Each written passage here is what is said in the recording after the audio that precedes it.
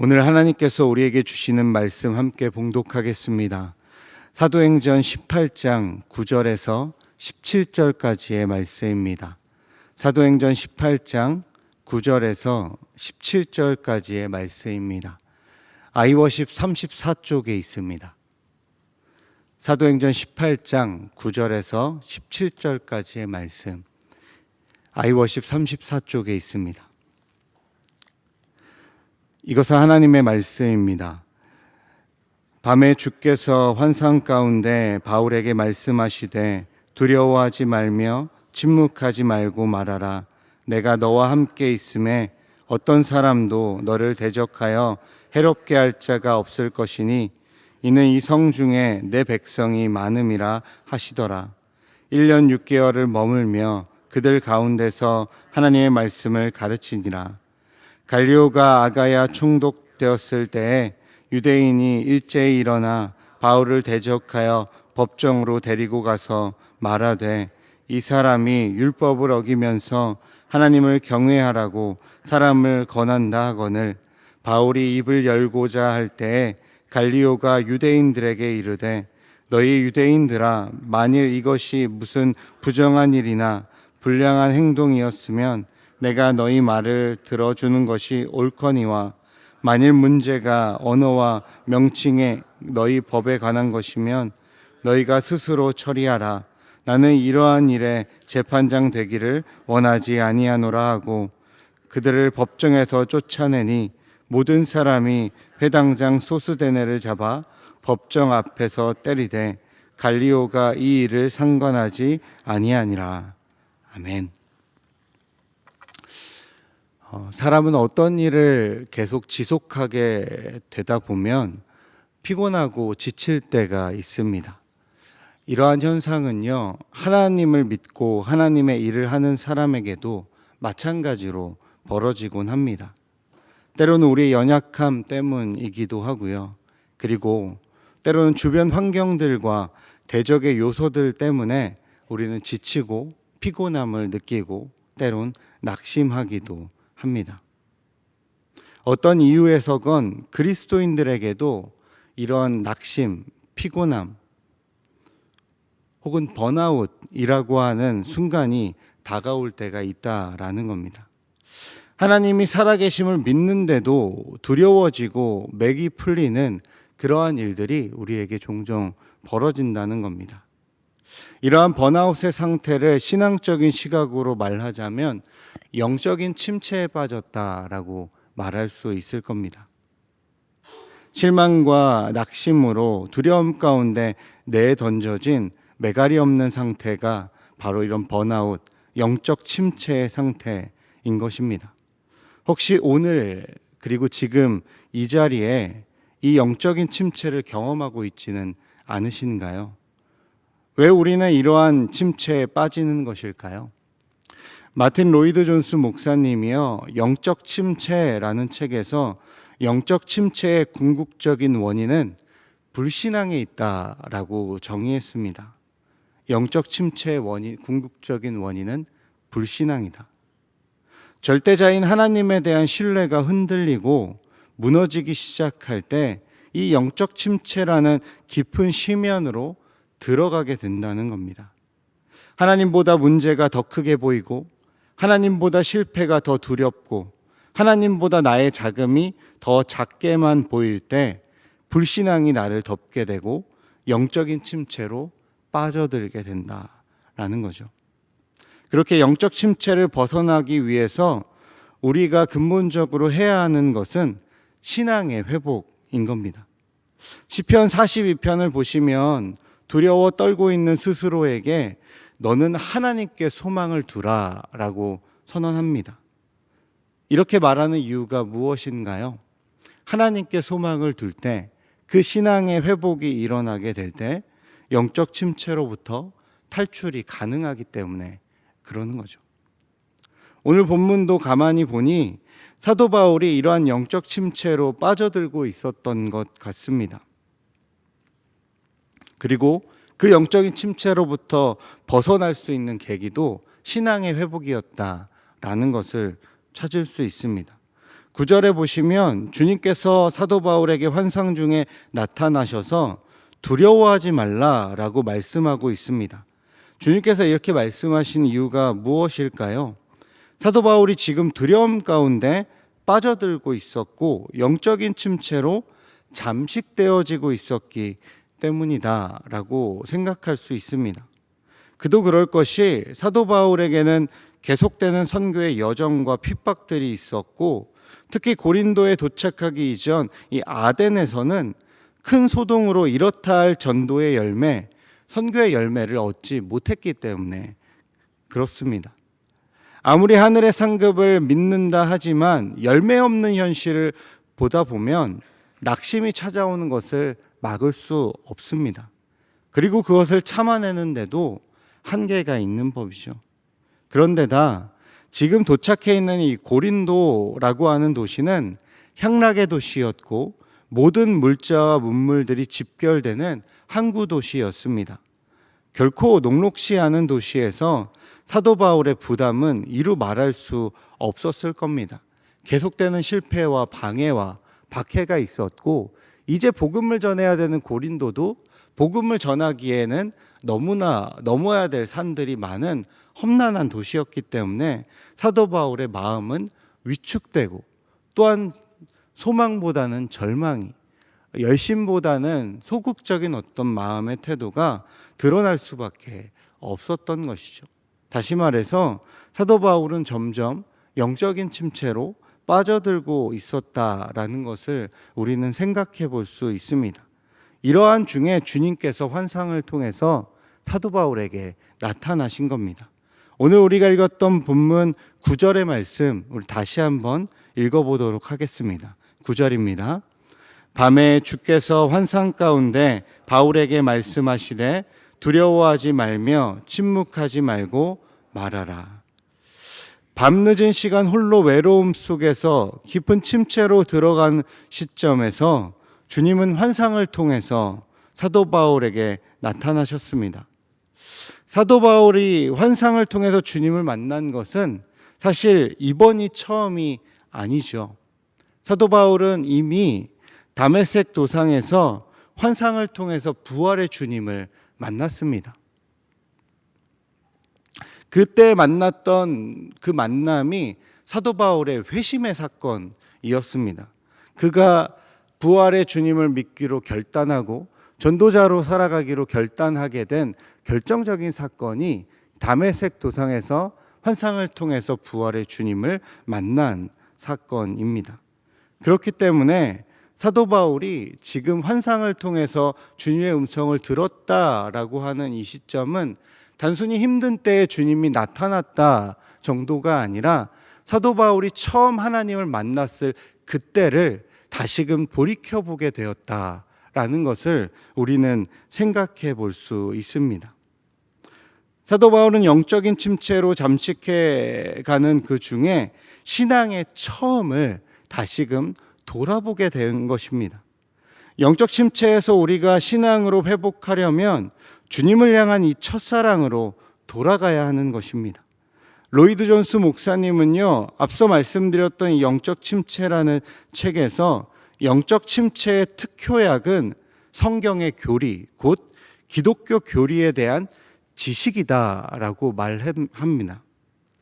영적 침체로부터 벗어나기 위해서 성경의 교리와 기독교의 교리, 그것에 대한 분명한 지식이 우리에게 필요하다라는 것이죠. 성경의 교리, 기독교 교리가 무엇을 가리키는 겁니까? 신앙의 기초 아니겠습니까? 신앙의 처음, 신앙의 기본, 그것으로 돌아갈 때 영적 침체로부터 우리는 바닥을 치고 다시금 일어설 수 있다라는 것입니다. 이 하나님을 만났던 은혜의 첫사랑, 그 순간을 회복하는 것, 이것이 영적 침체로부터 돌아서는 첫 번째 키워드가 되는 것이죠. 다만 여러분들이 기억해야 하는 것은요, 이 첫사랑을 회복하자 했을 때 처음 만났던 그때처럼 행동하자는 것이 아닙니다. 처음 사역을 나갔을 때 제가 크게 배운 교훈이 뭐였냐면요, 청년 때처럼 열심히 하는 것만으로 되지 않는구나 라는 겁니다. 그때 만났던 그 하나님과 그때 했던 나의 행동을 재현하는 것이 첫사랑을 회복하는 것이 아니다라는 것입니다. 그때 만난 하나님을 다시금 회복하자라고 하는 것은 내가 그때 만난 하나님이 진짜였다라고 하는 것을 다시 확인해야 한다는 것입니다. 그때처럼 똑같이 무언가를 해내는 것 자체가 나를 회복시키는 것이 아니라 나의 그때의 그 순간 역사하셨던 그 하나님의 은혜에 대한 확실성을 다시금 확인하자는 겁니다. 그 이유에 대해서 후반부에 다시금 설명드릴 겁니다. 어쨌든 영적 침체는요, 하나님을 만났던 그 첫사랑과 그 첫 은혜의 순간들로부터 우리는 다시 회복을 경험할 수가 있습니다. 사도 바울은요, 환상을 통해서 그의 첫 회심의 마음을 경험했을 뿐 아니라 그가 무엇을 위하여 부름을 받았는지 그 사명에 대한 확인도 하고 있습니다. 주님께서 두려워하지 말라 말씀하시면서 침묵하지 말고 계속 말하라라고 말씀하고 계시기 때문이죠. 오늘 본문에서는요, 9절 하반부에 침묵하지 말라는 표현이 먼저 등장하지만 헬라어 원어로 보시면 말하라 그리고 침묵하지 말라라고 번역해야 합니다. 말하라라는 것이 더 강조되어 먼저 명령하고 있습니다. 사도 바울은 이방인의 사도로 부름받았습니다. 회심의 사건 이후에 사도 바울은 이방인의 사도로 복음을 전하는 자로 부름받았습니다. 그것이 그의 정체성입니다. 그가 회심하여 살아갈 이유가 복음 전파였다라는 것이죠. 그것을 다시금 환상 중에 나타난 주님을 통하여 확인하게 되는 장면이 바로 9절입니다. 신앙의 기초로 돌아가서 내가 무엇을 위하여 살아가야 하는지 삶의 근본적인 목적을 확인하게 하는 주님을 만나고 있는 것이죠. 영적인 침체는요, 결국 나의 삶의 근본적인 목적을 깨달을 때 극복할 수 있는 겁니다. 나를 만나주신 하나님의 목적이 무엇일까? 나를 이렇게 세우신 하나님의 뜻이 무엇일까? 나를 보내신 하나님의 그 목적이 무엇일까? 이 삶의 목적에 대한 방향과 그 목적에 대한 분명한 이유가 그 사명이 선명해지지 않는다면 우리는 점점점 영적인 침체로 잠식되어질 수밖에 없는 겁니다. 반대로 이것이 더 분명해질수록 우리의 삶은 침체로부터 벗어나게 되는 것이죠. 사도 바울이 주님께 듣고 있는 9절의 말씀이 바로 이것을 확인해 주고 있는 것입니다. 만일 주님께서 주신 첫 신앙의 마음 그리고 신앙으로 살아야 할 삶의 목적이 흐려져 있다면 지금 나의 상태는 영적인 침체에 빠져 있는 것 맞습니다. 이를 선명히 보기 위해 우리가 해야 할 것, 이 새벽에 나온 이유, 그것은 기도해야 하는 것입니다. 이를 그냥 내버려 두면 나는 누구이고 여긴 어디인가 이런 질문들 속에서 내가 어느 정도로 추락하고 있는지 가늠하지 못하게 됩니다. 그저 시간만 보내게 되는 것이죠. 내가 스스로의 상태와 상황을 돌아보지 못하고 시급함이 없는 태도만큼 영적 침체를 적나라하게 보여주는 것은 없다라는 것입니다. 그리고 영적 침체를 벗어나기 위해서 우리에게 필요한 것은요, 10절 말씀에 또 나와 있습니다. 오늘 본문 10절의 말씀을 함께 읽어봅시다. 10절입니다. 내가 너와 함께 있음에 어떤 사람도 너를 대적하여 해롭게 할 자가 없을 것이니 이는 이 성중에 내 백성이 많음이라 하시더라. 주님이 함께 있겠다 약속하고 있습니다. 함께 있다라는 이 말씀은요, 어제도 이제도 앞으로도 함께 있음을 나타내는 임마누엘의 하나님의 약속입니다. 앞서 말씀드렸죠. 우리가 첫사랑을 회복하는 것이 첫사랑 때 그때 열심처럼 하는 것만이 아니라고요. 그때 그 사랑을 확인해야 되고 다시금 확증해야 되고 그 사랑을 분명히 알아야 된다라고 했잖아요. 왜요? 그 사랑이 오늘 내가 지치고 피곤하고 낙심하고 절망하고 있는 이 순간에도 여전하기 때문에, 어제 임하셨고 어제 만나셨던 주님이 지금 임하시고 지금 만나주시기 때문에, 지금 만나주시고 지금 임하시는 하나님이 장차 내게 다가올 시간에도 만나주실 것이고 역사하실 것이기 때문에 그 은혜를 확인한 우리가 함께 계시는 하나님을 붙잡아야 되는 것입니다. 함께 하시는 그 하나님, 그 하나님이 나에게 지금도 함께하고 계시다. 그 함께하심이 임할 때 우리의 삶에 진정한 형통함이 있는 것 아니겠습니까? 창세기에 등장하는 요셉이 그러했던 거잖아요. 형들에게 팔려가고 노예로 일하고, 노예로 일하는 가운데 모함을 받아 감옥에 갇히고, 감옥에서는 또 잊혀져서 감옥에서 또 시간을 보내야만 했습니다. 점점점 땅바닥으로 추락하는 인생이지만 성경은 하나님이 그와 함께함에 그가 형통하였다라고 말합니다. 형통할 것 없는 현실 속에서 그의 삶은 하나님이 함께하는 것만으로 형통이었다라고 말합니다. 주님이 함께하심, 우리의 상황과 상관없이 주님이 함께하심이 우리의 진정한 형통함입니다. 이것을 알게 되는 자만이 영적인 침체로부터 자유로울 수 있는 것입니다.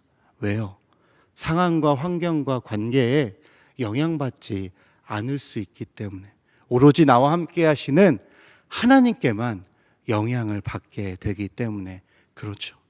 하나님은 사도 바울에게 약속해 주는 것입니다. 내가 너와 함께 있음에, 이전에도 함께 있었고 지금도 함께 있으며 장차 내가 하는 그 사역에 함께 있을 것이다 라고 약속해 주고 있는 것입니다. 또한 하나님이 이어서 이런 말씀하십니다. 이 성중에 내 백성이 많다. 이 말은요, 복음을 듣고 회심할 그 영혼들, 곧 전도의 열매, 선교의 열매들이 즉 예비되어 있다라는 것입니다. 사도 바울은 지쳐 있어요. 피곤하고 또한 두려워하고 있습니다. 거친 이 고린도의 상황 속에서 복음을 계속 전해야 할지 말아야 될지도 고민하며 두려워 떨고 있습니다. 그러나 하나님 뭐라고 말씀해 주시냐면 이 성중에 복음을 듣고 변화될 내 백성이 많다라고 얘기합니다. 이게 무슨 의미일까요? 네가 하고 있는 그것, 당장에는 아무 결과가 보이지 않는 것 같지만 내가 이미 예비해 놓은 열매가 있다. 많은 열매가 기다리고 있다. 라고 말해주는 것입니다. 지금은 보이지 않는 결과일지 모르겠으나 이미 준비된 열매가 약속되어 있다. 밝은 내일의 미래를 보여주고 있는 것입니다. 영적인 침체로부터 우리가 벗어나려면요, 하나님께서 우리에게 약속해 주신 그 열매가 있다는 사실, 이것을 우리가 반드시 기억해야 합니다. 지금 눈에 보이지 않아도, 지금 우리 앞에서 아무런 변화가 일어나는 것 같지 않아도 하나님은 일하고 계시고 하나님은 예비해 두셨다. 이것이 확실해지면 우리는 영적인 침체로부터 벗어나는 겁니다. 그래서 이 9절과 10절의 말씀, 이 하나님의 만남과 하나님의 약속이 사도 바울에게 들어가고 나니까 11절의 말씀, 어떻게 사도 바울이 반응하나요? 11절 말씀 함께 읽어보겠습니다. 1년 6개월을 머물매 그들 가운데서 하나님의 말씀을 가르치니라. 아멘. 두려워 떨고 영적인 침체 가운데 잠식되어져 가던 사도 바울은 1년 6개월, 18개월 동안 그 험난한 곳에서 복음을 전하며 하나님의 말씀을 가르쳤습니다. 그리고 탄생한 곳이 바로 고린도 교회입니다.